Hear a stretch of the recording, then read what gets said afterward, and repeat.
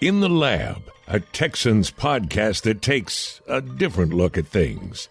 Drew Dougherty and John Harris have their lab coats and goggles on, and the Bunsen burners burning. Here's Drew.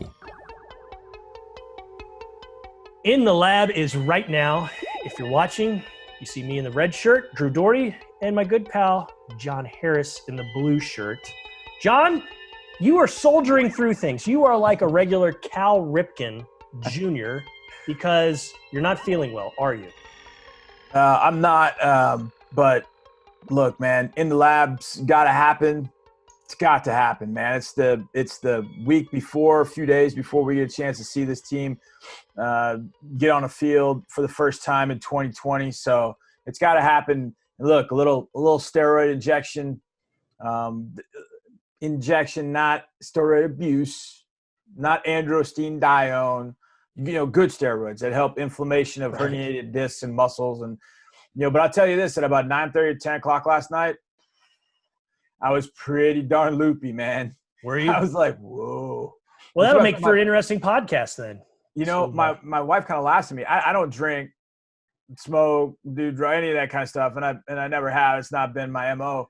And so my wife always kind of likes to see me that way just to see what it would be like if I did happen to imbibe, but I don't. But they always kind of laugh. Her and my daughter always laugh at me. So they had a good chuckle last night when I was kind of out of my mind, and I have no idea of anything that happened from like 9:30 on. But getting through it, and going to go see a spinal doctor tomorrow, see what he or she is going to do even further. But, man, we're here, and it's time to talk some football. So that's really been the best medicine, to be honest, Drew, is just talking about football. I did my Texags interview a little while ago, which seemed like I was talking more about politics in some sense, college football politics than college football. But it was good to talk. It was, good to have that going on. So it's good to be here, man.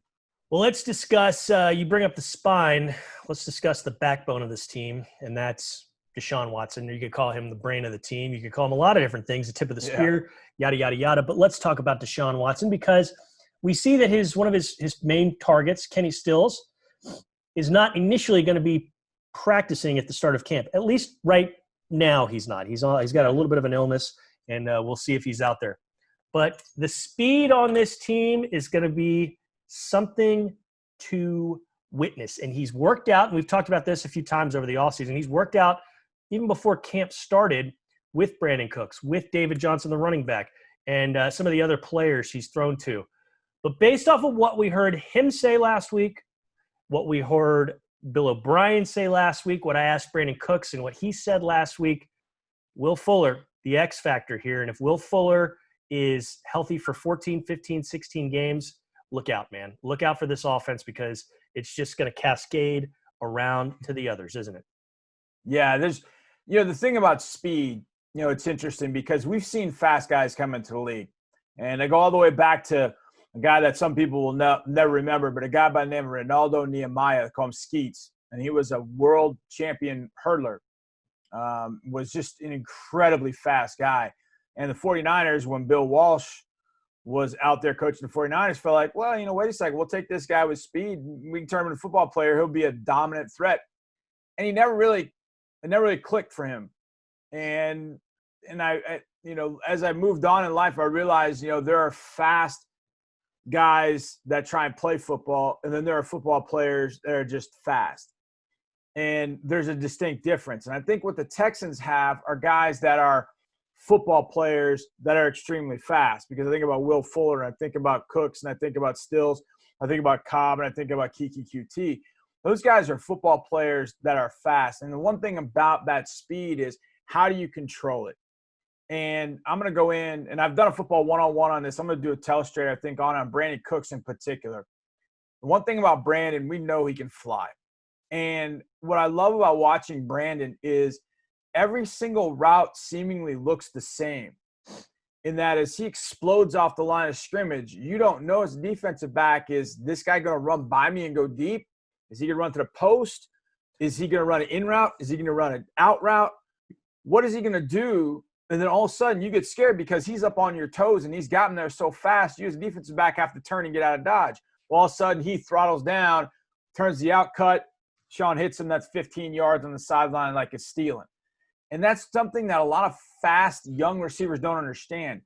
They try and measure things. And so what happens is they slow down well before they need to make their cuts. Well, defensive backs in the NFL are pretty smart.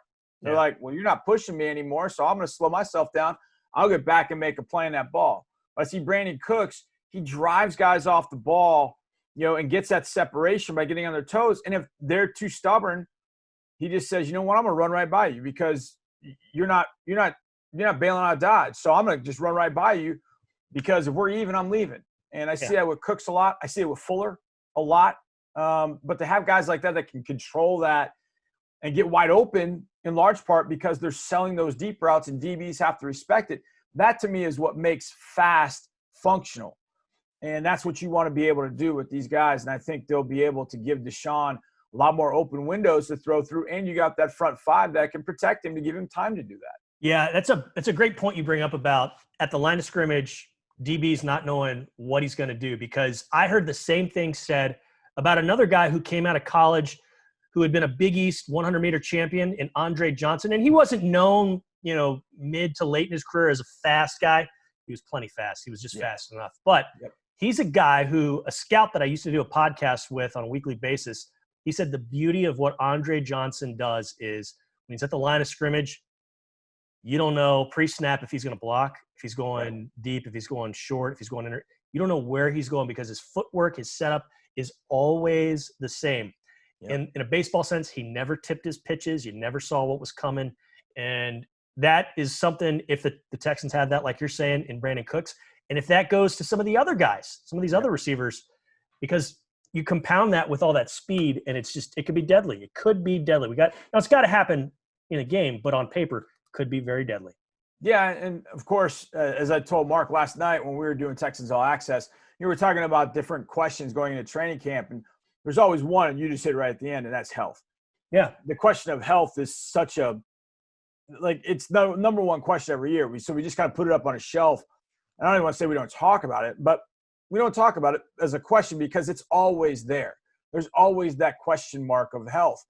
But if they can get beyond that, if they can stay healthy and get into the season and then stay healthy within the season, it's going to be really difficult for defensive backs to get a handle on what they're trying to do. And I'm not saying that the Texans in any way, shape, or form saw exactly what they wanted to be when they see the Chiefs. But when you look at the Chiefs and you see Tyreek and you see Mecole Hardman and you see Sammy Watkins, it's a lot of stress on a defense. Team, a lot of teams don't have three guys that can match up with them. Yep. And so, okay, do you double a guy? Do you take a guy out of underneath coverage to help double? How do you plan for that? And it's difficult. And the 49ers, I thought, had a pretty good plan through a lot of that game in the Super Bowl, but they just eventually they hit enough big plays with that speed eventually, Tyreek getting downfield, that you can only hold it for so long. Well, if your guys are all healthy and they're doing that for your offense, what team in the league has got three great defensive backs to line up with you? And that was my thought when we went into the Titans game last year at Tennessee. Fuller, Hopkins, and Stills were all healthy. And the Titans probably had the best group of corners that could try and match up with Adoree Jackson, Malcolm Butler, and Logan Ryan at the time. But I think Adoree Jackson was banged up. I don't think he played in that game. And so now you've got Logan Ryan, who's not really a corner. He's more a safety, trying to cover Kenny Stills. And they exposed in the first half. Yeah, you're up 14-0, before the break. Like that. Yeah. And that was, to me, was the epitome of what the Texans want to be in the passing game, to put that threat on you throughout with even more guys that can run. And they have that with Cooks and obviously with Cobb now. Now they got, still have Kenny. And I think a guy we can't forget about is Keke Coutee. I don't think we can forget about him. Now he's got to prove it, but he's got to take a significant step to be able to be on this roster with all the additions that have been made in front of him, really. Yeah, and we're going to finish there. John Perry, the wide receivers coach, talked about QT last week and said, he was asked about him, and he said he's got a different attitude this offseason. He's coming in. Boy, you throw him into the mix. You got these tight ends and everything going on there. It's going to be tough come cutdown day because there's some speed, there's some talent. There's going to be a good player or two that's not on this ball club that could be on a lot of other ones. John, you're loopy. I'm a little loopy. So we're going to cut this one short today. We thank all of you for watching and listening. This is In the Lab. We're going to have a bonanza next week because we'll be in the thick of it. Padded practice starts in just days. Friday the 14th is when it gets going. So we'll be back with all sorts of good stuff. John, you take care of my friend. Absolutely, brother. Take care. All right.